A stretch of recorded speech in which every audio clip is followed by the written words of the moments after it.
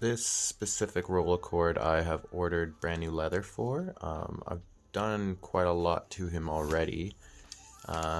Quite happy with everything that's come in, but I would like to make the counter properly reset, and then I would like to honestly move him on his way, get him to someone who wants to be shooting with this baby or just loving him, because that's what he needs. So far I've done a full disassembly on the timers and all the shutter speeds and aperture cleaning, and pretty much just disassembled this thing to gears and everything.